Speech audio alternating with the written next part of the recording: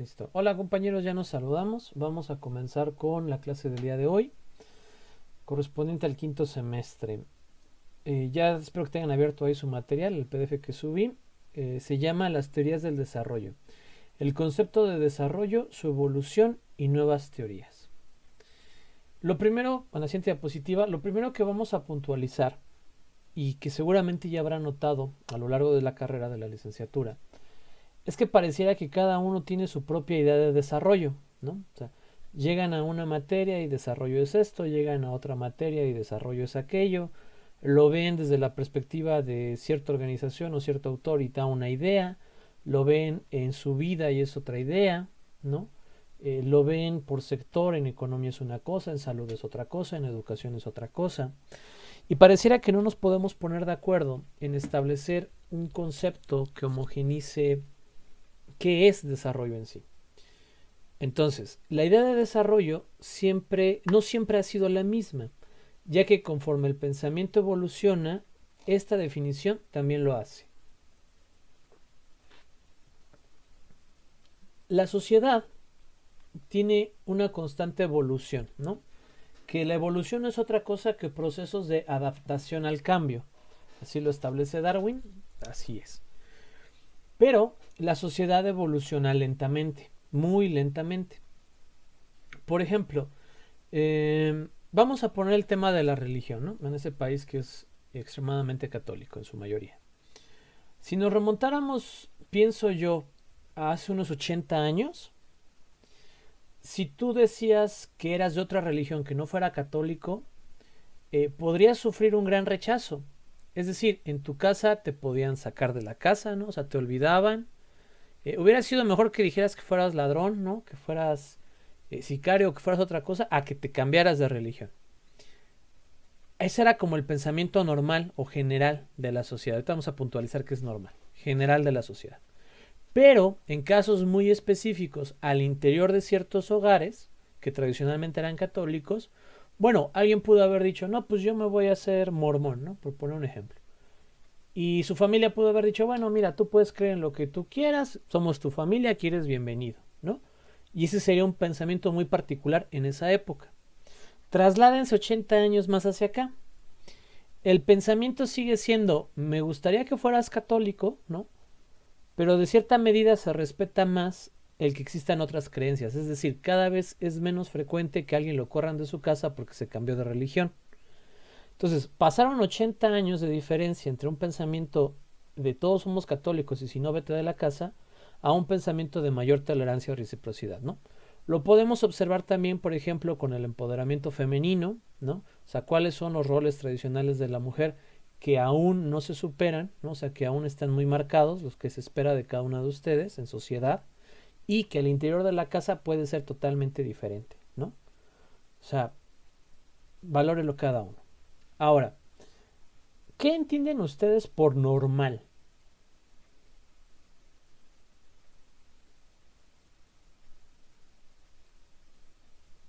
Alguien que me diga, si no, cero en participaciones a todos, ¿eh? Nunca me habían preguntado eso, profe. Qué anormal situación, ¿no? Pero ¿qué es normal?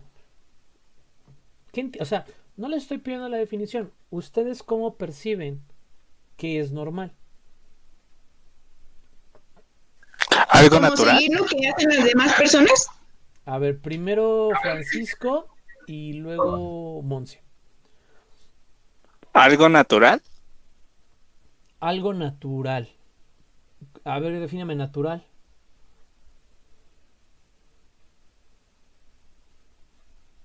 O sea, todo aquello que es único, por decirlo así.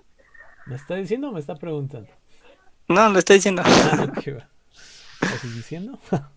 A ver, Monse. Yo lo veo como cuando una persona se comporta así como siguiendo lo mismo que hacen las demás personas. No sé si me explico. Sí, sí, le entiendo. Muy bien. ¿Alguien más? ¿Qué entiende por normal? Obedecer o estar. A ver, primero Bueno, Estrellita y luego Fernanda Ríos. para mí lo normal es algo que no supera los estándares establecidos. Eso es ser normal. Ok. Igual, algo que que no pasas de ahí, que siempre hace lo mismo, que está dentro de los estándares de la sociedad. Ok, muy bien. Yo estoy de acuerdo con lo que han expresado.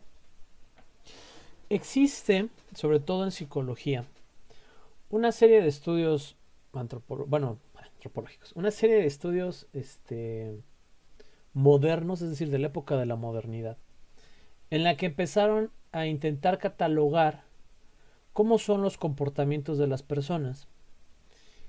Y a lo que la mayoría de las personas hace y representa una coexistencia social, se le definió como lo normal.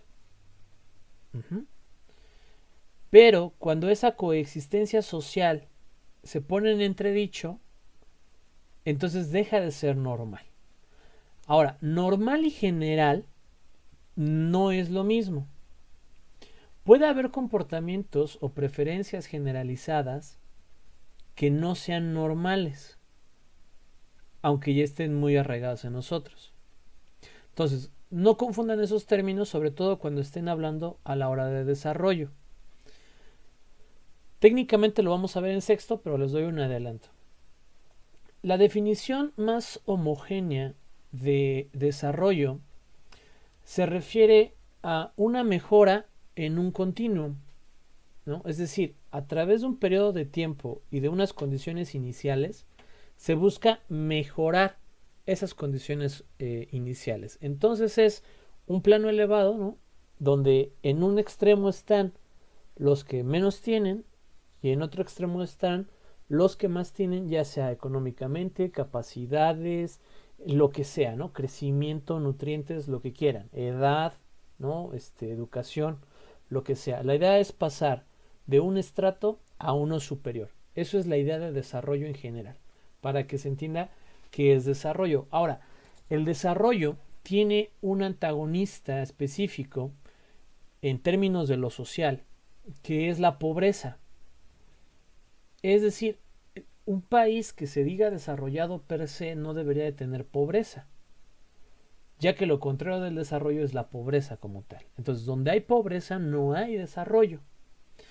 Tengan eso presente, porque cuando analicemos estos tipos de desarrollo que vamos a ver enseguida, piensen en eso, en qué tanto puede influir o no en atacar la pobreza o en resarcir la pobreza. ¿De acuerdo? ¿Vamos bien? ¿Sí? Sigamos. Ahora, dependiendo en gran medida del interés del momento, ya sea económico, social o histórico, el desarrollo va tomando diversos matices, que es más o menos lo que yo explicaba. Al inicio, los estudios económicos eran pagados por los países que tenían mayor riqueza y los pagaban con el objeto de saber por qué eran ricos, ¿no? Es decir, ¿por qué somos ricos nosotros y otros países no? ¿Qué estamos haciendo bien? ¿Qué no están haciendo bien los otros? ¿Y cómo mantenemos esa riqueza? Esa es una de las preguntas iniciales a muchos estudios de movilidad social y a muchos estudios sociológicos y de las ciencias sociales. Entonces, el primer tipo de enfoque que va a existir es el económico, ¿de acuerdo? Posteriormente, transitaremos no de manera rígida, sino flexible, entre desarrollo endógeno, desarrollo local, desarrollo humano, desarrollo social y otros tipos de desarrollo que han ido planteando conforme la historia avanza. Por ahí creo que escucho a alguien que quiere participar. No. ¿Itzel? Perdón, no tengo mi micrófono prendido, no, profe. Ok, va. Entonces sigamos. Estamos en la diapositiva 3 o en la hoja 3 y dice, la capacidad de una economía nacional cuyas condiciones iniciales se han mantenido más o menos estáticas durante mucho tiempo para generar y mantener un incremento anual de producción nacional bruto del 5 al 7 o mayor por ciento. Esta es una definición de Todaro y nos dice que llamaremos o que diremos que un país tiene este desarrollo económico basado únicamente en la producción bruta y siempre y cuando éste esté superando el 5 o el 7%. No sé si hice con ustedes ya el ejercicio de entrar a la base de datos del Banco Mundial. ¿No? ¿Nunca hemos entrado a la página de datos del Banco Mundial? No. Ok, va. Se los voy a proyectar en un segundo. Voy a compartirles mi pantalla, ¿va?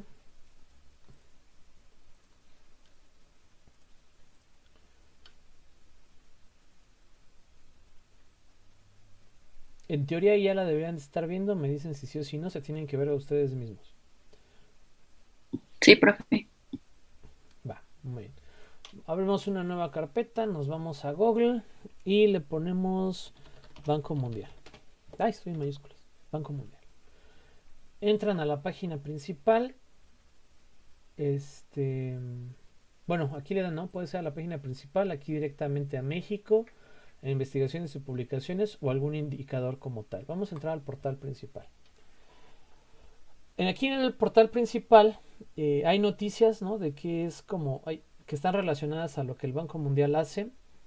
En quiénes somos, pues es obviamente quiénes somos, pero hay rendición de informes de cuentas anuales, sistemas de calificación, otros servicios, etcétera, ¿no? En qué hacemos, hay proyectos que está muy interesante, o sea, por ejemplo, por país, por tema, ¿no? Por sector, prioridades, conocimiento y desarrollo, producción y servicios. Y donde trabajamos son algunas regiones en las que tienen proyectos o grupos de países con los que trabajan. Tienen un área específica de qué es la pobreza y de algunos otros indicadores, ¿no? Y si ustedes se van aquí a datos e investigaciones y le dan datos de libre acceso, los va a mandar a esta página, ¿no? Ahorita regresamos a esta. Aquí, por ejemplo, por país está África, Asia, Asia Meridional, Europa, América Latina. Y ustedes buscan aquí México. Y aquí vienen una serie de proyectos que tienen actualmente en México, que se están financiando o que se han hecho estudios. Y ustedes pueden entrar y ver qué proyectos hay, ¿no? Son más, o sea, aquí están todos los proyectos que hay en México o que se han trabajado en México. Como pueden ver son 10 páginas de resultados, ¿no? Más o menos como 15 por cada uno. Como 20 por cada uno. Y los pueden ir checando si a alguien le interesa. Esta es una buena fuente de información, ¿no? Es oficial. Por tema, ¿no? Desarrollo humano y género, sector privado, desarrollo social y protección, desarrollo urbano, ¿no? Cuidado de la naturaleza, políticas, finanzas. Lo que a ustedes les interese, pues ya abren y van buscando como que el tema en general que los pueda llevar a distintas problemáticas. Por ejemplo, este está interesante, que era de pensiones y los títulos que se relacionan con los países en los que están, que es esta columna, y las fechas. Y si le dan a toda la lista, bueno, aquí están todas las listas que se relacionan con el proyecto que ustedes escogieron. También es otra buena fuente de información. ¿Vamos bien? Háblenme porque no los veo. Sí. Ok, vamos. Aquí, en de datos de libre acceso del Banco Mundial, ustedes pueden navegar por país o por indicador, ¿no? Si les interesa ver México, bueno, le dan aquí y ponen México. O si solo quieren buscar un indicador, le dan aquí y salen los indicadores. Pero nosotros vamos a ponerle así, PIB directamente, y nos va a dar PIB per cápita anual. Vamos a precios constantes en dólares. Y entonces me sale esto, ¿no? Que esta es la estadística del mundo. Pero no. Quiero el que es en porcentaje. Creo que es...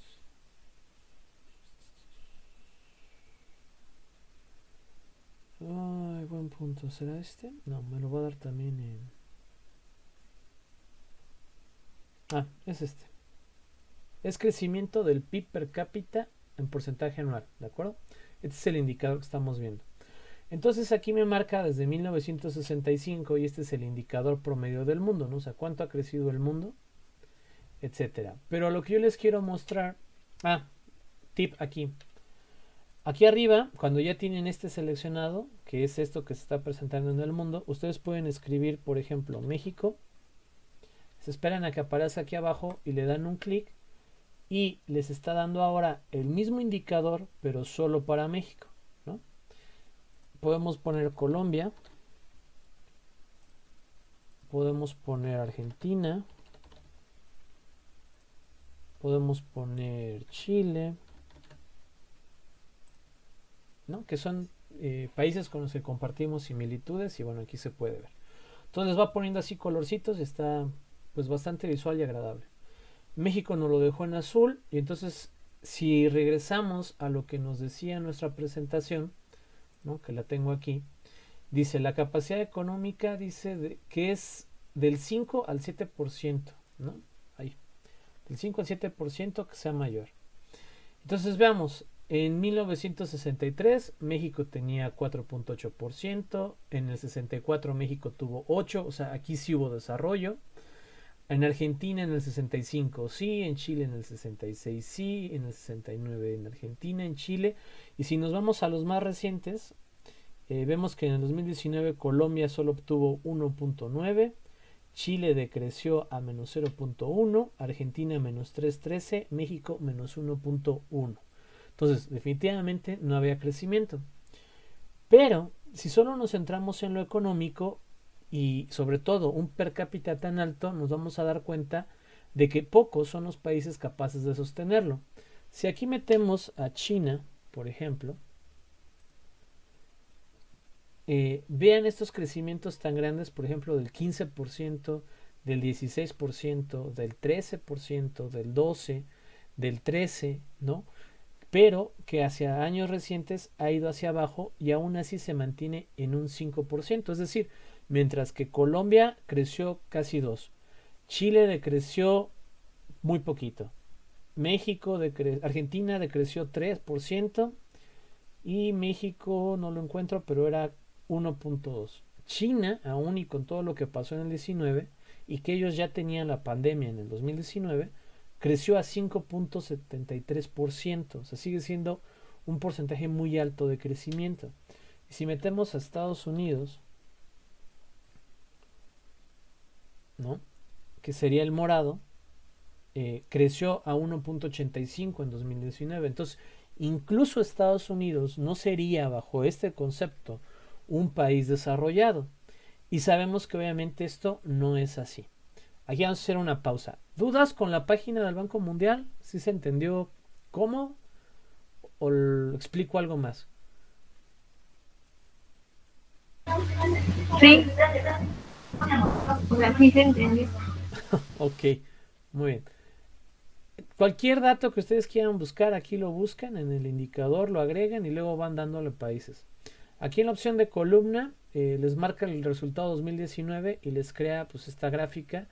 Y aquí es más apreciable quiénes decrecieron y quiénes crecieron. Y si le dan en mapa, eso está bien interesante porque los países que tenemos seleccionados en la muestra anterior nos lo marca en rojo, pero nos da esta tabla que indica quiénes han decrecido en el 2019 en un decrecimiento que sea menor al 4.62, entre el 4 y el 1, del 1 al 1, del 1 al 2 y mayor al 2, ¿no? Entonces veamos qué países son los que crecieron más del 2% del PIB y verán que son muy pocos, ¿no? Aquí está Egipto, la República Árabe, Mauritania, esta es Costa de Marfil, Ghana, Benin, Kenia, Etiopía, Kazajistán, Uzbekistán, la India, Rumania, Ucrania, Polonia. Entonces es más fácil hacer una comparación aquí. ¿Dudas con la página del Banco Mundial? No. No. Va, les dejo de compartir, regresamos a la presentación normal. ¿Ya me están viendo a mí? Sí, profe. Sí. Va. Ahora, como este concepto económico, ¿no? Vamos a leer el de abajo, dice, se debe de concebir el desarrollo como un proceso multidimensional compuesto por grandes transformaciones de las estructuras sociales, de las actitudes de la gente, de las instituciones nacionales, así como por la aceleración del crecimiento económico, la reducción de la desigualdad y la erradicación de la pobreza absoluta. En la siguiente dice, el mejoramiento sostenible del nivel de vida, el cual comprende consumo material, educación, salud y protección del medio ambiente. Esta es una definición del Banco Mundial. La evaluación del concepto, o sea, retomar este concepto, nos ha llevado a 5 grandes teorías del desarrollo. que son las que vamos a ver a continuación, ¿no? Que, ojo, estamos todavía en lo económico, en el desarrollo desde la perspectiva económica, ¿va? ¿Todo bien? Sí. Muy bien. En teorías del desarrollo desde la perspectiva económica tenemos 5. Modernización, estructuralista, neomarxista del desarrollo, neoliberal y algunas que otras alternativas. Vamos abajo, en la teoría de la modernización. Establece básicamente 5 puntos, los vamos a repasar. El primero es identificación del desarrollo con el desarrollo económico y con el crecimiento medido a través de la renta per cápita o a través de la producción per cápita, que es lo que vimos hace rato. Es decir, a mayor crecimiento económico, entonces tendremos mayor desarrollo. La teoría de la modernización plantea eso. Luego, el subdesarrollo es un fenómeno de atraso relativo motivado por la existencia de círculos viciosos. Es decir, la teoría propone que si hay regiones que no se han desarrollado, esto se debe a que están embaucados o enclaustrados en procesos que no les benefician, como por ejemplo la corrupción, ¿no? Miren, el gato de Pablo se coló ahí con Ríos Moncada. ¿No? ¿Sí es el mismo, no? ¿O no? No, es que la de Pablo creo que es café con negro y el mío es negro. Ah, ok. Completamente. Interesante. Está bien. Sigamos para que estén al pendiente. Estos círculos viciosos podrían evitar que los países crezcan, ¿no? O sea, esa es la justificación. Si un país no crece, si un país no está produciendo, es porque al interior tiene prácticas que no lo están beneficiando. Entonces, se le debe de dar mayor importancia a la industrialización. Es decir, un país para producir necesita industrias. Mientras más industrias tenga, mayor producción tendrá. Por lo tanto, si tu país no produce demasiado, o no produce mucho, o no produce lo que se espera, tienes que apostarle a la industria. ¿Y qué ha hecho Hidalgo, por ejemplo? Ha intentado poner una refinería, puso en práctica lo del proyecto Plata, ha puesto en práctica otros corredores industriales, apostándole siempre a la industria, ¿no? A que la manufactura o la transformación sea quien les dé el desarrollo. ¿Se ha conseguido? Pues los indicadores dirían que no, ¿no? O sea, que Hidalgo sigue teniendo condiciones similares en pobreza, en educación, en migración, ¿no? O sea, no ha habido cambios realmente. Han disminuido algunas tasas de desempleo, sí, pero no de una manera extraordinaria, sino en un periodo normal, que podría ser predecible. La siguiente que nos dice, el papel del Estado y de la planificación como elementos centrales del desarrollo. El Estado va a fungir únicamente como un planeador de hacia dónde va a crecer la ciudad, dónde se van a colocar ciertas cosas, cuánto se debe de pagar, cuánto se debe de establecer y apostarle a la industria, ¿no? La última dice, el ahorro externo a través de ayuda, crédito o inversiones directas como activador del proceso de desarrollo a través de la inversión. ¿Qué pasa? Ustedes como hijos, ¿no? Como hijas, como tutorados, no sé, la condición de cada uno, espero que de una u otra manera reciban ciertos ingresos, ¿no? O sea, a lo mejor a algunos les dan mesada, a lo mejor a algunos no, pero les dan comida, ¿no? A lo mejor a algunos no les dan comida, pero les dan techo, ¿no? O sea, vaya, de una u otra manera, salvo que alguno de ustedes sea independiente, hay alguien que les está aportando un ingreso, ¿cierto o falso?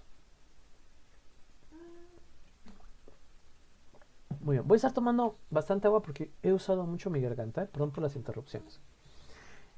Entonces, ¿qué pasa? ¿No? Alguien que sí le den mesada, que más o menos nos pueda compartir y no haya problema.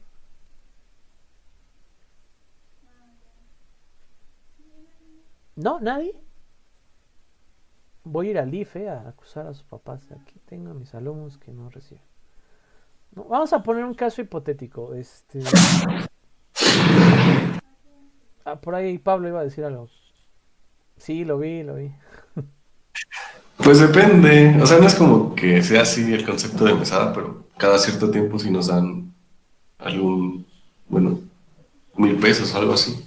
No sé. Va, 1,000 pesos. Supongamos, por decir 1,000 pesos al mes, ¿no? O sea, más o menos tienes que gastar a la semana 250 pesos, ¿no? En teoría. Entonces, Pablo, pues, o sea, con esos, es un decir, compañero? Con esos 1,000 pesos, no tiene que comprar nada de la casa, pues porque aparte le dan en la casa, ¿no? O sea, es como para él. Pero Pablo es buen hijo y de ahí compra libros y de ahí compra hojas, copias, ¿no? Entonces, en gastos escolares, bueno, de esos 250 pesos por semana, pues se le van a la mejor 100 pesos, ¿no? 50 pesos para comer algo rico, ¿no? De vez en cuando. Y 100 pesos para gastar en videojuegos o salir con los cuates, ¿no? A la semana. Y entonces le decimos a Pablo, Pablo, necesitas mejorar tu nivel académico, ¿no? Y para eso necesitas tomar este curso de habilidades sociodigitales, ¿no? Por decir. Bueno, ¿cuánto cuesta el curso? No, pues el curso cuesta 100 pesos. Entonces estamos hablando de que Pablo tiene que sacrificar una de dos cosas. O ya no come rico, ¿no? Al menos una vez a la semana, que puede ser una hamburguesa, unos tacos, algo así. O no sale con sus amigos y se ahorra los 100, ¿no? O solo sale un día con sus amigos y no come rico y entonces ya tiene los 100 pesos también. El chiste es que él tiene que sacrificar algo. Y bueno, sacrifica eso y ya tiene los 100 pesos para el curso de habilidades sociodigitales. Pero en el curso le dicen, mire, aparte va a haber un curso extra de habilidades de e-marketing, ¿no? Marketing digital. Por 50 pesos más, ¿no?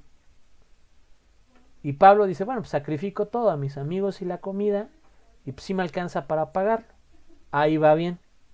Pero de repente le dicen, mire, va a haber otro curso de coaching, ¿no? Cuesta 200 pesos, pero se lo vamos a dejar en 100, porque ya está tomando otros 2 cursos conmigo. Y Pablo dice, bueno, o sea, yo sí quisiera, pero ya no tengo de dónde sacar, ¿no? O sea, ya me estoy gastando, pues lo que es de la semana, ¿no? O sea, lo que yo tengo previsto. Y entonces le dicen, bueno, Pablo, pues lo lamentamos, pues que te vaya bien con los otros 2 cursos, ¿no? Pero en eso, Jennifer, que es rica, ¿no? Y ella le dan 10,000 por semana, dice, pues yo pago esto y 5 cursos más, ¿no? O sea, y entonces, al cabo de un tiempo, Jenny supera totalmente a Pablo, ¿no? Estarán de acuerdo, ella está tomando 5 cursos más que Pablo. Y entonces a Pablo le dicen, Pablo, pues es que tienes que ahorrar, ¿no? Para invertir en cursos, porque los cursos van a hacer que seas mejor alumno y que obtengas mejores calificaciones. Y Pablo dice, o sea, ¿pero dónde quieres que ahorre? Si a mí solo me dan 250 pesos, ¿no? Entonces, Jenny, que es capitalista más no poder, le dice, mira, no te preocupes, yo te presto, ¿no? A mí me sobra, te presto para que tomes la mitad de los cursos que yo tomo, ¿no? Y ya eso te va a dar, no vas a sacar 10, pero vas a estar en el 9 o en el 8.5, ¿no? Y cuando ya trabajes me los pagas, ¿no? Pues se presta el dinero, Pablo mejora y todos vivimos felices, ¿no? Ambos se gradúan, Pablo consigue un buen empleo, Jenny también, y Pablo le paga a Jenny. Así a grandes rasgos, y aunque suena chistoso, así se comportaban los países hace unos años, ¿no? Y muchos todavía. Es decir, México, inviértele a tu industria. Y México, pues ¿de dónde quieres que le meta a la industria si aquí no hay industria, ¿no? Y no hay dinero para pagar industria. O pago salud, o pago educación, o pago cobertura, o pago pensiones, pero ya no me alcanza para invertir en industria. Llega Banco Mundial, llega Fondo Monetario Internacional, ¿no? Y le dicen, no te preocupes, yo te presto, ¿no? Yo te presto para que tú inviertas. Y luego cuando ya ganes bien me pagas. Y México dice, mira qué agradable sujeto, ¿no? Y entonces toma el dinero y empieza a invertirlo y sorpresa, de repente la inversión no se da, ¿no? No ganas tanto como esperabas y ahora tienes una deuda que si no pagas aumenta y ahora ni siquiera tienes para invertir, no tienes capacidad de ahorro y tienes deuda, ¿no? De esa famosa deuda que a lo mejor han escuchado hablar. Bueno, así se originó. Cuando se le llama la década de oro en México, que se descubre que hay yacimientos de petróleo muy importantes en México. Miren, no me había dado cuenta que los audífonos de estrellitas son un COVID. Cuando se descubre que hay yacimientos de petróleo muy importantes en México, es así como, sí tenemos, pero no tenemos cómo extraer el petróleo. Entonces es como el gato de Schrödinger, ¿no? Espero que se hayan escuchado hablar de física cuántica. Y entonces somos ricos y no somos ricos a la vez. Es decir, somos ricos porque tenemos petróleo, no somos ricos porque no podemos extraer el petróleo para venderlo. Casualmente, en esa misma época, el Banco Mundial y el Fondo Monetario Internacional adoptan una nueva política de préstamos en la cual solo le iban a prestar dinero a los países que pudieran respaldar el préstamo con algún buen proyecto, pero que tuvieran una comisión de derechos humanos, porque de esa manera se garantizaba que los ciudadanos al interior del país tenían los mínimos de derechos que todos debían de tener y que el Banco Mundial fomentaba, ¿no? Y entonces México dice, mira, necesitamos dinero para sacar ese petróleo, crea la CNDH, ¿no? Comisión Nacional de los Derechos Humanos. ¿Y qué van a hacer? ¿Quién sabe? Pero pues tú créala porque es un requisito del trámite, ¿no? Muy mexicano. La crean, le dan el préstamo a México, México invierte para extraer petróleo. Muchas de las plataformas que hoy en día extraen petróleo vienen de ahí. Y de repente le va muy bien a México y dicen, ya la hicimos, ¿no? Y no me acuerdo quién era el presidente, si Cortines o si Portillo, creo que era Portillo. Y se avienta una de las frases icónicas más grandes en la historia de la humanidad, ¿no? Que dice, mexicanos, prepárense para administrar la abundancia, ¿no? Pues sí, fue con López Portillo. Así les digo, o sea, se subió al gabinete y dijo, mexicanos, prepárense para administrar la abundancia. Es decir, somos petroleros ya y tenemos dinero a por venir, ¿no? Cuentan los rumores que aún hay personas que están esperando administrar la abundancia en México, ¿no? Que no ha llegado. Son rumores. ¿Qué pasa? Se pelean en el Medio Oriente los países petroleros árabes con Estados Unidos y con el resto del mundo y empiezan a bajar el costo del barril del petróleo. Y un ejemplo, de valer $100 ahora vale $10. Y entonces México, para pagar la deuda y para ser rico, tenía que vender el barril de petróleo en al menos $50. Y entonces dijeron, ay, pues si cuesta 100, mínimo 50, pues tenemos 50 pesos de ganancia. Es decir, pagamos la deuda y todavía nos quedan $50 por cada barril, ¿no?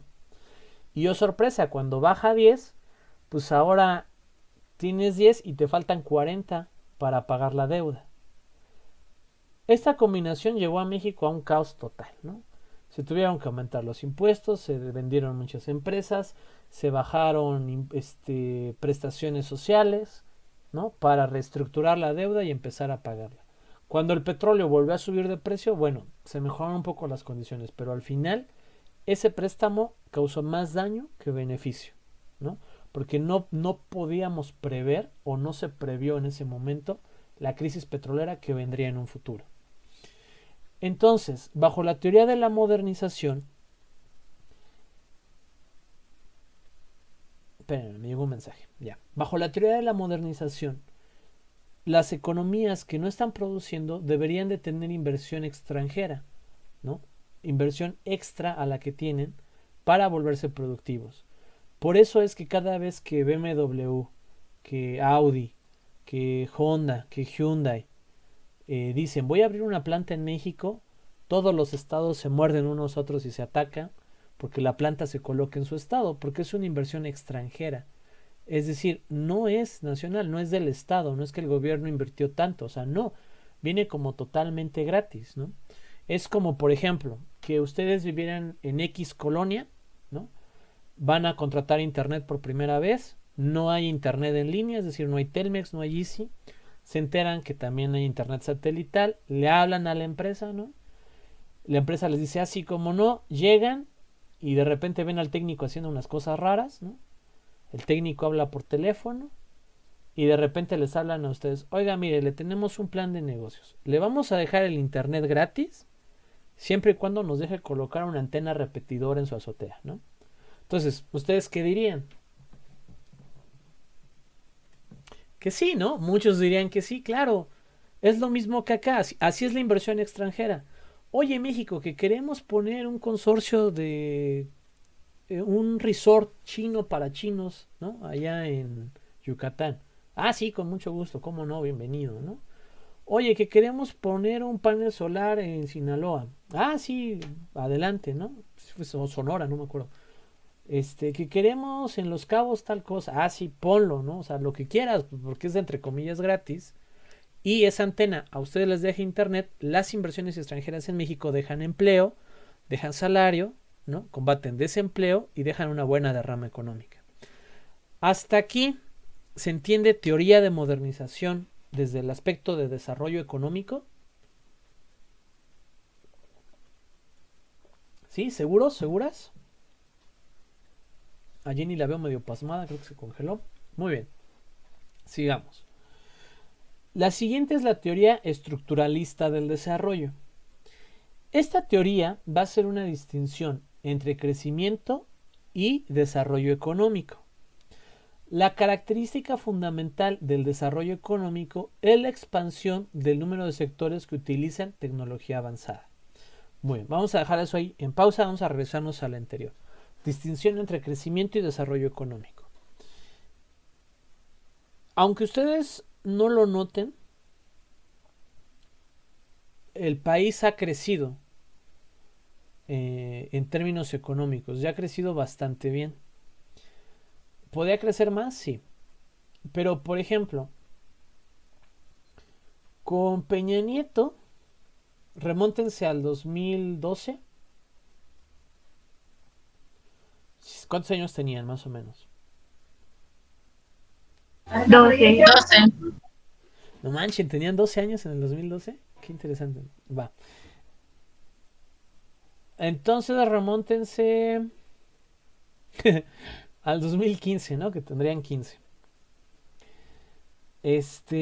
Y acuérdense qué había en su casa, ¿no? O sea, si tenían tele, no tenían tele, ¿no? Qué servicios de internet tenían, qué servicios no tenían. Vaya, o sea, piensen más o menos en las condiciones de su vivienda y de su hogar. Del 15 al 18, que es donde termina el periodo de Peña, creo que se promedió un crecimiento entre el 1,5 y el 2%, ¿no? Más o menos. ¿Qué tanto mejoraron sus condiciones económicas? Es decir, ¿cuántos mantuvieron el mismo empleo? ¿Cuántos lo mejoraron? ¿Cuántos tuvieron una mejora en el ingreso? ¿No? O sea, ¿realmente les alcanzó para más? O sea, así mucho más. O dirían que fue como lo normal, ¿no? O sea, bueno, o sea, estuvimos juntando un año y nos compramos una tele, ¿no? Entonces, ya hay una tele, pero no es porque empecé a ganar más, ¿no? Sino por otras circunstancias. Ustedes piénsenlo, interiorícenlo y vean si realmente como que tuvieron un crecimiento en el hogar. Ahora, vámonos con Andrés Manuel, que ya les tocó más grande. Desafortunadamente para Andrés Manuel se le atravesó una pandemia, ¿no? Y el promedio de crecimiento ahorita debe de oscilar entre 0.5 más o menos, que fue el único cacho que se creció el año pasado y el 0 que se creció ahorita, ¿no? Dependiendo de los datos, más o menos estamos como alrededor de 0 o en negativo. Yo les pregunto, ¿realmente han disminuido sus condiciones sociales y su economía en el hogar en estos 2 años? O sea, que alguien diga, no, sí, profe, a mí estos 2 años lo perdí todo, ¿no? Yo les pregunto, yo diría que no. Entonces, ¿qué pasa, no? O sea, porque con Andrés Manuel no estamos creciendo, pero estamos bien. Y con Peña Nieto crecíamos, pero pues no estábamos tan bien. ¿A qué se debe esto? Bueno, esto es parte de la distribución económica, que es otro concepto, o distribución de la riqueza, que tiene que ver con el desarrollo económico. Es decir, no es lo mismo crecer en términos generales del PIB que este crecimiento, cómo se distribuye en la sociedad, ¿no? Y a partir de ahí se generan estadísticas como el índice de Gini, que creo que lo van a ver con algunos de sus profesores, la curva de Lorenz, que también lo deben de ver por ahí, y algunos otros ejemplos para medir desigualdad social. Para no salirnos tanto del tema y cerrar con Andrés Manuel, En la época de Peña Nieto para atrás, la mayoría de los sexenios premiaba a sectores muy exclusivos, muy particulares, no al grueso de la sociedad. Ajá. Entonces, si tú eras un empresario en la época de Calderón o de Peña, te debía haber ido muy bien, porque había ventajas para varios, ¿no? Grandes empresarios. Pero si tú eras clase normal como yo, ¿no? O clase media para abajo, pues realmente ni lo sentiste tanto, ¿no? O sea, ni beneficio ni perjuicio. Y con Andrés Manuel, si tú eras de clase media hacia baja, tú debiste haber notado una mejora económica. Pero si eras de clase alta, debiste haber notado una disminución económica. ¿Por qué? Porque las que menos están ganando ahorita son las grandes empresas, que son las que aportan mucho al PIB, ¿no? Son los grandes inversores que están sufriendo más directamente esta crisis, ¿no? O sea, porque yo les voy a preguntar, ¿cuántas de sus empresas cerraron por la contingencia del COVID, ¿no? O sea, a lo mejor sí una, espero que no, pero seguramente no todos ustedes tienen una empresa, ¿no? Entonces, pues, ¿cuántas empresas cerraron? Pues ninguna, profe, yo jamás he tenido una empresa, ¿no? O sea, soy asalariado, pues claro, yo también, ¿no? Los que pierden son los que más tenían, ¿no? Entre comillas más. Pero si al interior de su casa hay alguien que va en prepa para abajo, o hay un adulto mayor con pensión, entonces al adulto se le duplicó la pensión y a los alumnos de prepa hacia abajo hay altas posibilidades de que tuvieran beca. Y estamos hablando de que al interior de los hogares del grueso de la población hay pequeños insumos económicos, ¿no? Entonces, esas becas que Andrés Manuel está dando, pues sí, muchos la desperdician en alcohol, ¿no? O sea, esa es la verdad. Pero eso no es culpa del gobierno, llámese Andrés o llámese quien sea. Ha pasado siempre. Gente a la que se le da apoyo y en lugar de usarlo para lo que en teoría es, va y compra alcohol, ¿no? O sea, eso es algo que siempre ha sucedido. Pero aquellos que lo han sabido utilizar bien, seguramente ahorita están disfrutando de ese beneficio. Es decir, quien lo ahorró a lo mejor se pudo comprar una computadora, ¿no? Y antes no tenía, y ahora puede tomar clases en línea, o una tableta. Es más, me llamó mucho la atención de un cuate, bueno, no un cuate mío, ¿va? Alguien que compró una podadora, con la beca y puso su primer negocio de podadoras. No creo que lo declara al SAT, ¿no? Pero, pues bueno, corta pasto. Y a lo mejor te parece chistoso, porque tú dices, no manches, ¿no? O sea, empezó a ganar 50 pesos. O sea, pero si te pones realmente a pensarlo, es un chico con mucha visión, o sea, y es un chico emprendedor, porque él no tenía ninguna manera de conseguir el dinero para la cortadora de pasto. Es como el ejemplo de Pablo. O sea, por más que Pablo quiera tomar otro curso, pues ¿de dónde lo sacas si ya no hay más, ¿no? Pues si de repente llega una beca, que es un ingreso extra, entonces ahora sí puede tomar otros cursos, o este joven puede comprar una cortadora y empezar su negocio. Con Andrés Manuel se ha pugnado por eso, por apostar a entregar más recursos a los gruesos de la sociedad, no tanto a sectores vulnerables, aunque sí se les ha dado apoyo, pero en muchos casos se ha recortado. ¿De dónde sale todo este dinero? Esa es la pregunta que tendríamos que hacernos. O sea, hay que ser críticos de todos los gobiernos. ¿Cómo es posible que se repartan becas y se dupliquen pensiones de un año a otro cuando el ingreso no aumentó? Es decir, el número de impuestos y los ingresos del país se mantuvieron casi iguales.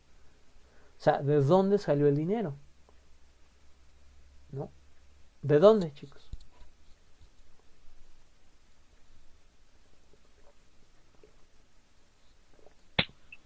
Donde del dinero que se iba a construir para el aeropuerto. Sí, una parte, pero también no nos alcanza. ¿De dónde más? Puede ser del recorte que se le hizo a las grandes empresas o a las inversiones no eran para eso. Sí, muy bien, Néstor. ¿De dónde más? Le quitó el salario como a ciertos funcionarios o algo así, ¿no? Que ya no trabajaban, creo sí, pero seguían recibiendo dinero. Sí, también, muy bien, Montserrat. ¿De dónde más?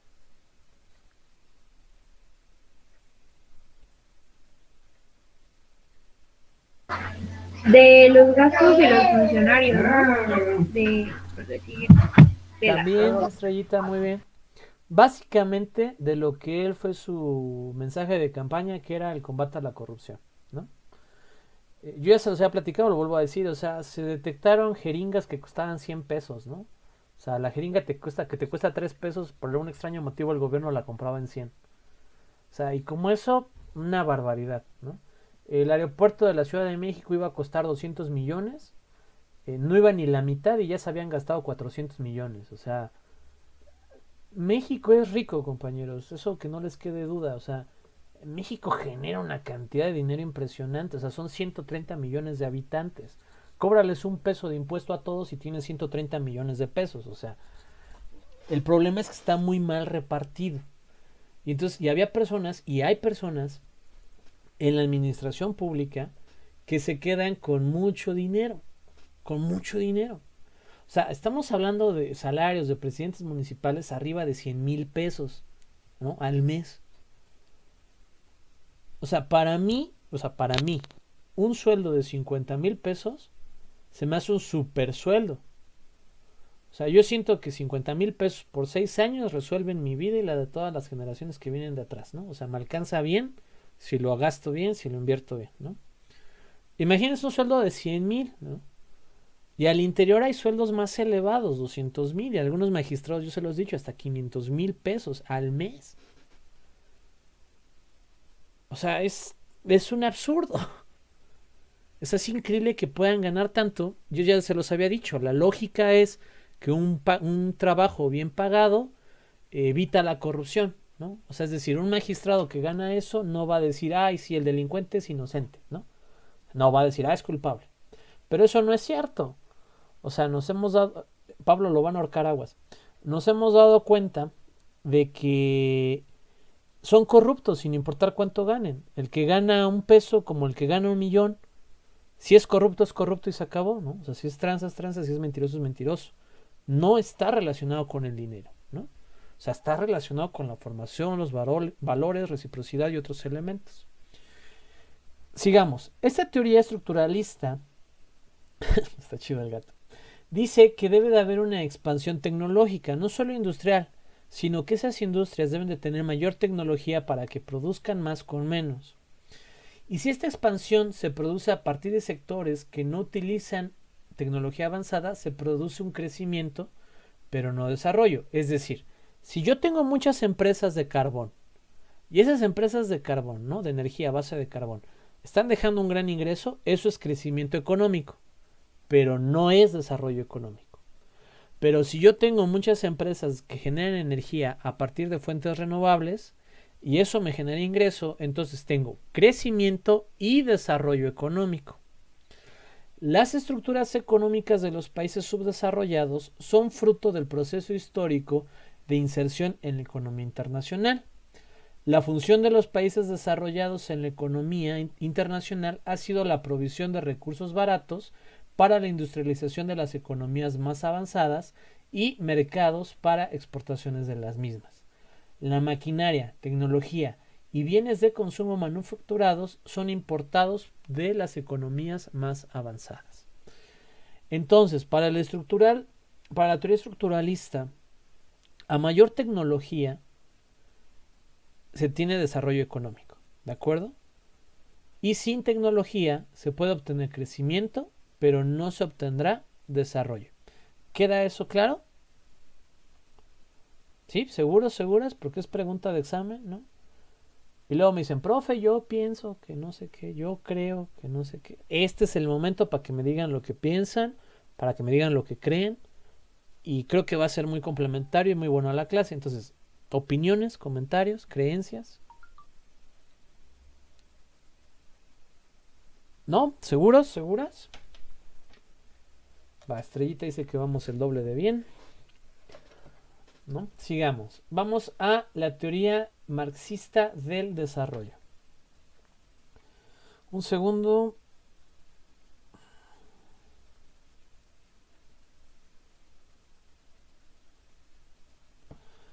Ya.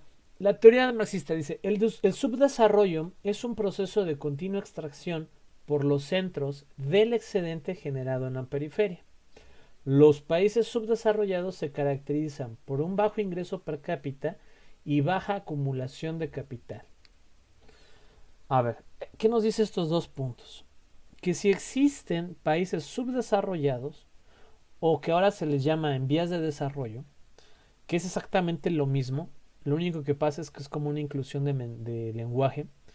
Originalmente había países de primer mundo, de tercer mundo y de cuarto mundo, ¿no? Los de segundo mundo eran una transición medio rara.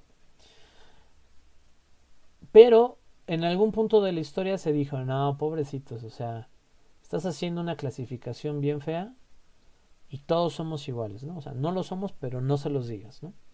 Entonces se pasaron a convertir en países desarrollados y países subdesarrollados, ¿no?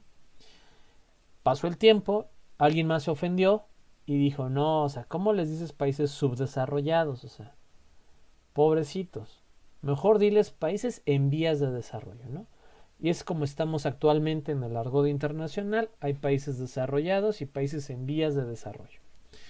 Pero al final de cuentas es lo mismo. Entonces,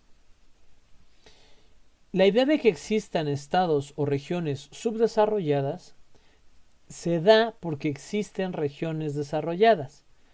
Es decir, los centros abusan de las periferias. Ya vieron la teoría de von Thunen, ¿no? De campos concéntricos, de círculos concéntricos, ¿no? Bueno, es eso básicamente, para no explicarlo a fondo. Y ahora, los países subdesarrollados tienen un bajo ingreso y poca acumulación per cápita. Vean cuánto gana lo que sea que su papá, su mamá o el tutor trabajen aquí, busquen el mismo ingreso en otros países. Y van a ver que en algunos será más alto, ¿no? Y el país es más desarrollado. Y en algunos será más bajo, el país es menos desarrollado. En el caso de México, los salarios son bajos realmente, ¿no? Y la acumulación de capital también es baja. Ya habíamos establecido que era capital, ¿no? ¿O no? ¿No? ¿Nunca habíamos hecho el ejercicio de qué es capital? Jenny.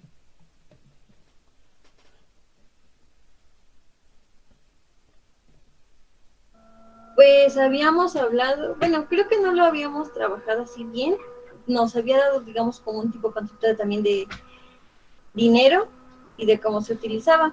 Y pues considero que el capital se refiere al darle o generar un valor a algunas cosas o servicios. Esto dependiendo, digamos, los procesos. Bueno, debe de ir incluido cuánto se invirtió en su proceso, en su transportación, y también depende el lugar en donde va a ser vendido el producto, me parece. ¿Como capital?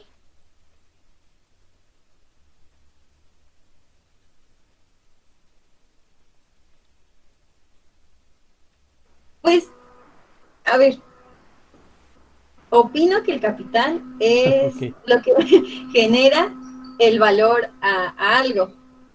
Ay, es que ya me confundí. Pásenme Ajá, a su hermana, sí, ¿no? No es cierto. A Aquí ver, está, la paso. ¿sí está por ahí? A ver, póngala en el micrófono.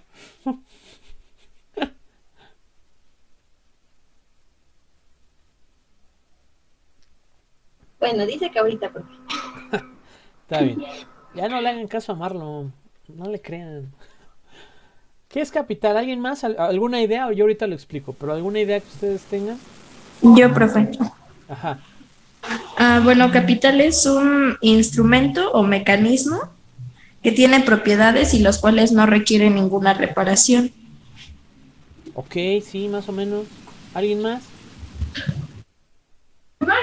El capital, que no son los insumos con los que cuenta una empresa, ya sea maquinaria o recursos financieros. No, no todos. ¿Alguien más? Puede tomarse como aquella inversión que genera alguna ganancia durante un tiempo determinado, hasta cumplir con el de restablecer el costo de ese capital y poder generar aún más. Sí, tiene razón, pero originalmente no. O sea, lo que dijo sí aplica ahorita, ¿no? O sea, sí aplicaría ahorita y para adelante. Pero en el origen de capital y de capitalismo no es eso 100%. Pero tiene razón, así se maneja actualmente, es un tipo de capital. Ahorita lo explico también. ¿Alguien más? No, muy bien. Como dijo Yadira, se le va a denominar capital. Voy a combinar sus definiciones. A todo insumo cuyo uso no significa un alto desgaste y cuyo mantenimiento no requiere un costo elevado. Es decir, todo aquello que ustedes tengan para elaborar un producto que no... Mira, esta Arlet, para que vean que sí. Arlet, ¿cómo está? Hola, profe, ¿bien usted? Bien, compañera, ¿cómo ha estado? Muy bien. Estoy dando clase de quinto, pero quiero un concepto de sexto. A ver si se acuerdan. ¿Qué es el capital? Pues según usted, lo que recuerda yo, son todos aquellos recursos que nos van, porque decía que no eran herramientas, porque herramientas eran otra cosa, ¿no? Que nos van a ayudar en un proceso que no se van, que solamente se van a invertir como una vez. Esa vez nos pone el ejemplo de una fábrica, de una pastelería, ¿no? ¿Sí estoy bien? Sí, va bien. Por ejemplo, tenemos una pastelería y ¿cuál sería nuestro capital ahí? ¿Alguien quiere ayudarme? Por ejemplo, ¿qué se necesita para hacer un pastel? Le voy a robar su ejemplo. Está bien, la dejo, adelante. ¿Qué se necesita para hacer un pastel? Harina, huevos, leche, mantequilla. Ok, ¿y ustedes cuál creen que sería su capital para hacer un pastel? Bueno, todo lo que conlleva a hacer un pastel.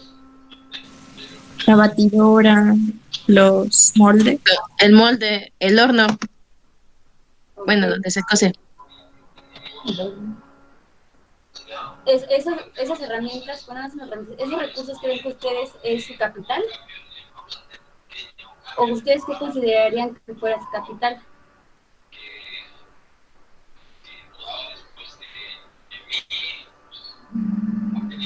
Esas herramientas.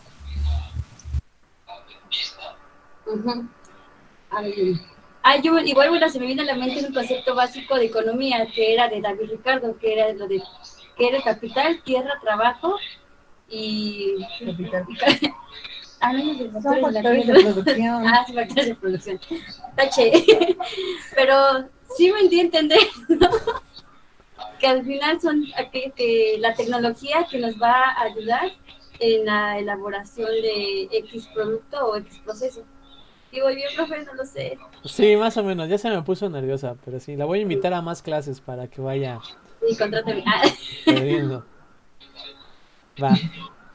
Sí, lo que dice Arlene es cierto, ¿no? Retomo la definición que yo estaba dando. Gracias, compañera. No sé si quiera quedar o luego platicamos. Para que me den mis... Para que repase. Sí, más o menos, creo que sí. Al menos aprendió que no es una herramienta, ¿no? Te explico lo de las herramientas. Vale. Sí, son todos esos insumos o instrumentos cuyo uso no implica un alto desgaste y cuyo mantenimiento no implica un alto costo. En el ejemplo que ponía Arlet de hacer pasteles o de la pastelería. Por ejemplo, la harina no es capital porque en cuanto ustedes la usen se acaba. O sea, es decir, la preparan y no pueden volver a preparar como 100 pasteles de la misma harina. Entonces no es capital. La leche tampoco, el huevo tampoco. Son materias primas o insumos primos, pero no son capitales. Por ejemplo, el horno sí, porque el horno lo pueden usar 100 veces, no necesita mantenimiento, no le va a pasar nada. Eso es un capital, ¿no? La espátula o la pala con la que quiten la mezcla o saquen el pastel, también, porque la pueden usar 1000 veces y no se va a desgastar, ¿no? Y a lo mejor el horno, el único mantenimiento pues es quitarle las moronas, darle una limpiadita, quitarle el polvo, ¿no? Y ya dentro de 5 años, si es un horno eléctrico, por ejemplo, bueno, lo abres para quitarle la pelusa, cuestiones así. Todos esos instrumentos o insumos que no se desgastan con el uso, ¿no? Y que no requieren un alto mantenimiento, un costo alto de mantenimiento, son capital, ¿no? Por ejemplo, en el caso de, espero que no, pero si alguien tiene un familiar diabético y que se inyecta insulina. Bueno, la insulina, si es el frasco grande, bueno, podría ser cierto capital el vaso, porque el número de veces que lo uses, pues no importa, no se va a desgastar. Pero, por ejemplo, la punta o la inyección como tal, ¿no? La aguja, esa no es capital porque requiere un alto mantenimiento, es decir, la usas y la desechas, ¿no? Entonces puedes tener todo el lapicito o la jeringa, y la jeringa y el lápiz sí lo puedes usar varias veces, pero no la aguja. Entonces ahí implica un alto mantenimiento del lápiz o de la jeringa como tal. Entonces no puede ser considerado capital por ese principio. Ahora, no son herramientas, ¿no? Eso es como más de caché, yo lo aprendí en la maestría.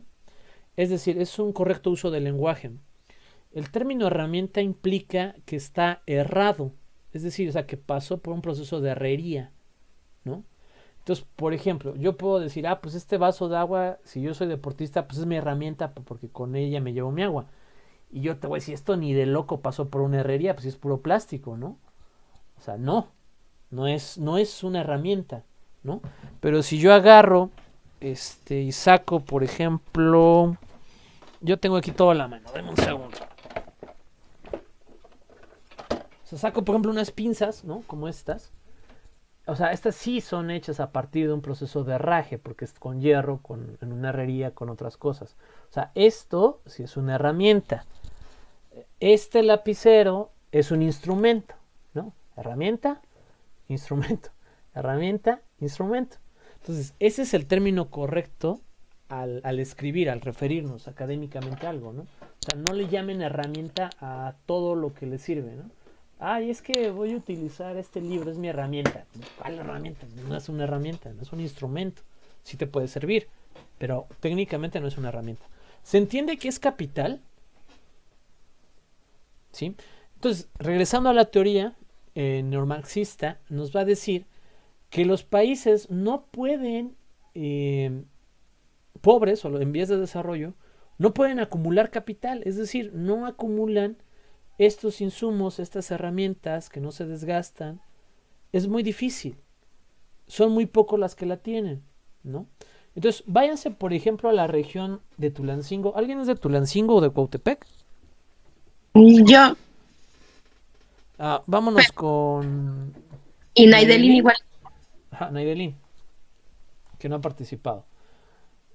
Platíqueme cómo son los talleres de textiles allá, más o menos. Pues yo la verdad no conozco de talleres de textiles. Bueno, es que sí, yo no soy de aquí. Yo me vengo radicando desde hace 4 años, 6 más o menos. Entonces, no, desconozco la verdad. Ok, no se preocupe. Fernanda Ríos. No, yo tampoco sé bien de los talleres textiles. Yo igual, estuve un tiempo en Ciudad de México y ya me vine para acá. La que sabe bien es mi compañera Samantha, pero no se pudo conectar. Muy bien. Bueno, seguramente ahorita que yo dé el ejemplo me van a decir, sí es cierto, ¿no? O si no me dicen lo contrario. Hay muchas casas en esta región, Cuautepec, Tulancingo. ¿Cuál es el otro municipio conurbado? ¿Santiago? Sí, Santiago. Santiago, Cuautepec, Tulancingo. Van a notar que hay casitas en las que les agregaron como un cuartito en el que hay 2 o 3 máquinas de textiles, ¿no? Ya sea para hacer suéteres, telas, no sé, no soy experto en eso, ¿no? Y ustedes van recorriendo así distintas casas, distintos lugares y tienen sus tallercitos, o sea, 2, 3 máquinas y hacen 2 o 3 prendas, ¿no? 2 o 3 telas como tal. Pero es muy común, o sea, son muchas pequeñas fábricas, o sea, pequeñitas fábricas o pequeños así, que son familiares, o sea, trabaja la mamá, el papá, el hijo, la hija y un empleado, si bien les va, ¿no? O sea, son de poca producción, pero muchos de los textiles son así. Y entonces tú pones a trabajar la fábrica todo el día, ¿no? Y pues sí terminas haciendo 100 playeras en un día o cosas así, ¿no? O sea, sí son competitivas al interior de la región. Pero tú pregúntales lo complicado que fue comprar esa primera máquina, ¿no? Para bordar o para hacer el suéter, o sea, fue complicado. ¿Y en cuánto tiempo la segunda? ¿Y en cuánto tiempo la tercera? No es que tienen más de 3. Ese es capital, ¿no? Esas maquinarias. Y tú vete a la gran empresa y pues vas a ver una nave gigante, gigante, como con 100 máquinas, ¿no? Y entonces en Cautepec tienes 40 familias de a 3 máquinas, por así decir, que entre todas hacen 100 máquinas. Y acá tienes una sola familia, un solo consorcio que tiene 100 máquinas. Pasa lo mismo a nivel país, es decir, México tienes 2 plantas cerveceras, ¿no? Estados Unidos tiene 100 plantas cerveceras. Entonces, ahí hay una gran diferencia de adquisición de capital. Entonces, en lo que México, Grupo Modelo, intenta comprar pues, la tecnología más avanzada y le sale, pues se tarda 5 años. Y las más avanzadas en Estados Unidos, pues cada año pueden renovar maquinaria, ¿no? ¿Se entiende esta parte de por qué los países en vías de desarrollo les cuesta trabajo acumular capital? Sí, o sea, básicamente porque no hay, ¿no? Para comprar. Muy bien, sigamos. El desarrollo económico se caracteriza por la reinversión nacional del excedente. El desarrollo futuro de cualquier país está determinado por su posición en la economía internacional. Vamos a ver estos dos. A ver, en teoría, todo lo que te sobra, ¿no? Todos los superávits que existen se deberían de reinvertir en sectores estratégicos. Entonces, por ejemplo, retomemos el caso de Pablo, ¿no? O sea, siguió con sus cursos, ya le pagó a Jenny y ya acabaron los cursos y entonces de repente vuelve a tener esos 100 pesos libres, ¿no? 150. Y entonces ya Pablo, con todo el conocimiento que tiene, dice, mejor me aprieto la tripa porque la hamburguesa me está causando daños en el futuro, ¿no? Y mis amigos ni son mis amigos, ¿no? Nada más me querían porque yo cooperaba los 100 pesos. Y mejor voy a invertir 150 pesos en esto, ¿no? En lo que él quiera. Pero está reinvirtiendo ese excedente. ¿Qué pasa en México o qué pasaba en México o qué ha pasado en México? Que casi nunca hay excedentes, ¿no? O sea, es decir, casi siempre terminábamos en déficit, o sea, quedábamos a deber. Pero cuando ha llegado a haber superávits, o sea, que nos sobra dinero. Ya me pusieron ahí Sonia Vaz. Gracias, compañera, le agradezco el dato. Que nos sobra dinero, ¿qué hacen nuestros queridos diputados?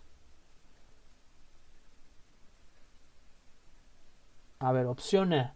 Se juntan en cámaras, en grupos, en comisiones y dicen, ¿cuál es el grupo social más perjudicado en México para darle este dinero?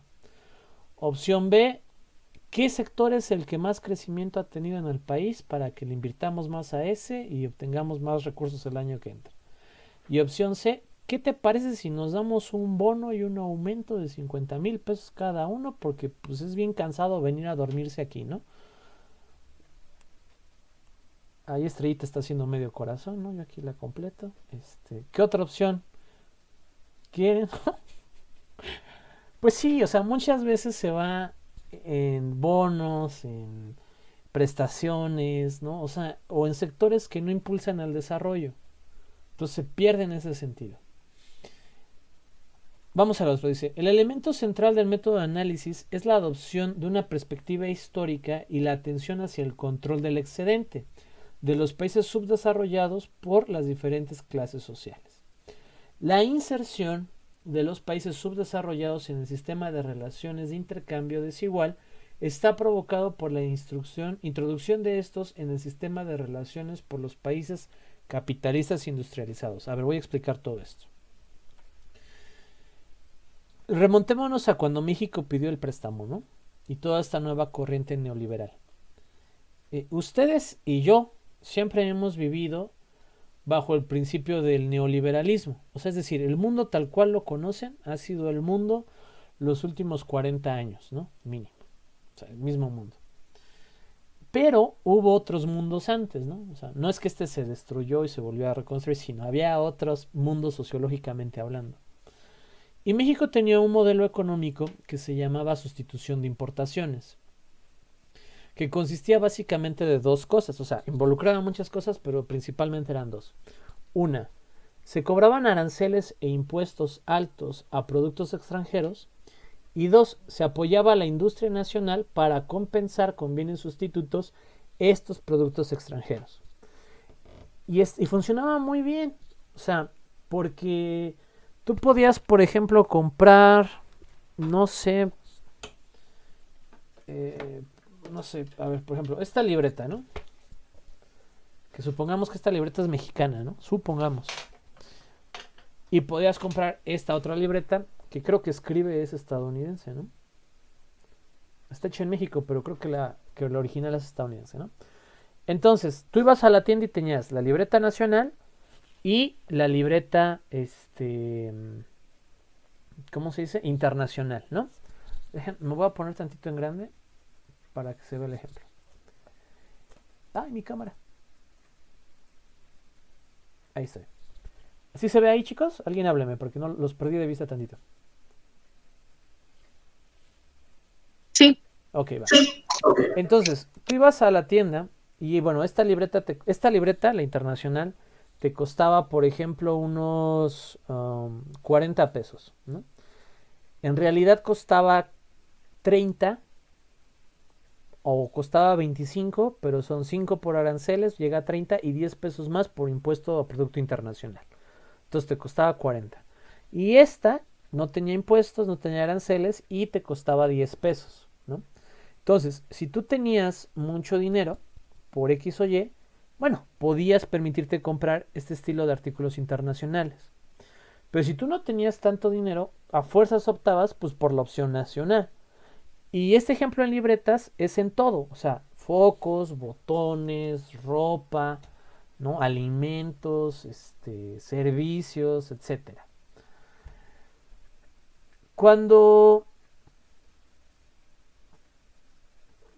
¿Esto cómo funcionaba? O sea, ¿por qué fue bueno? Porque las empresas que hacían la libreta mexicana tenían empleados mexicanos, o sea, mano de obra mexicana a la que le pagaban un salario.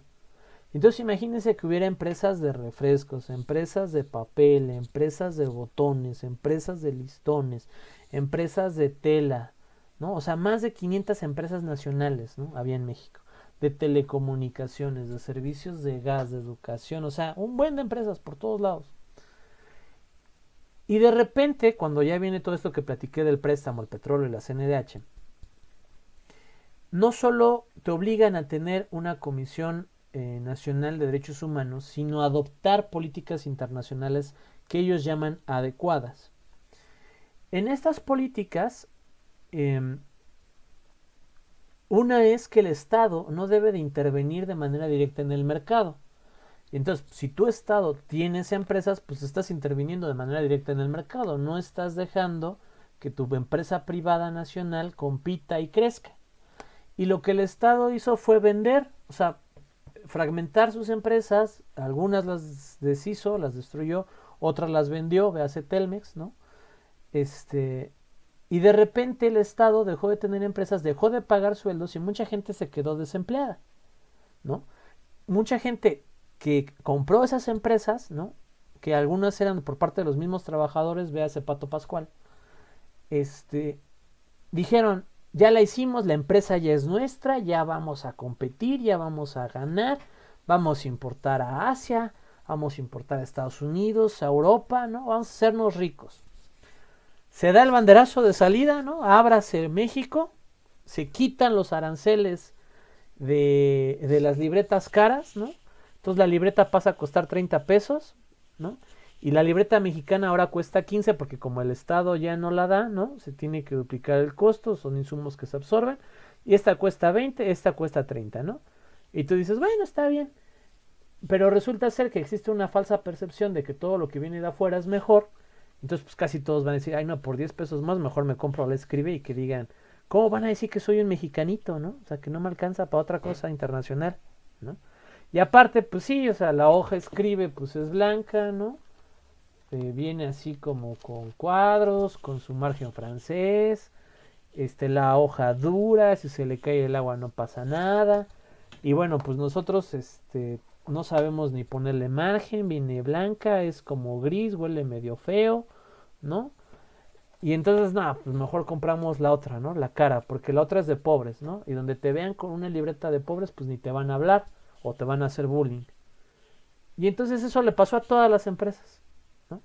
Y de repente dicen, bueno, si aquí quieren a las libretas estadounidenses porque son extranjeras, pues vámonos a importar a Estados Unidos y a lo mejor allá quieren las libretas mexicanas porque son extranjeras, ¿no? O sea, es un principio lógico.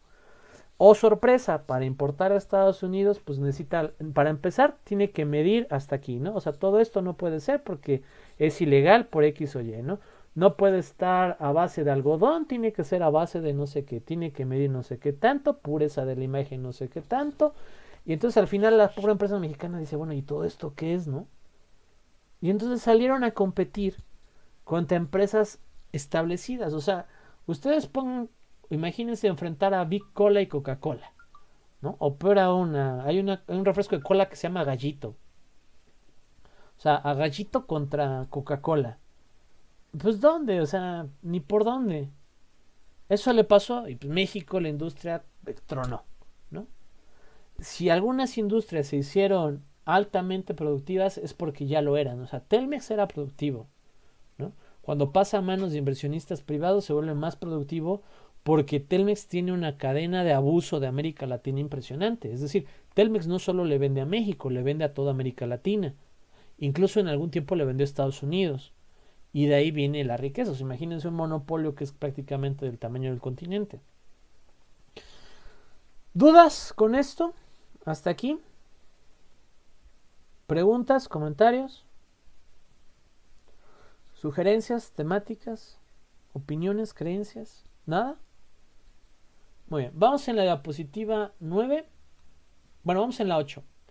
Vamos a ver la 9 la siguiente clase, el lunes. El lunes, ¿va? Sí, el lunes y el jueves.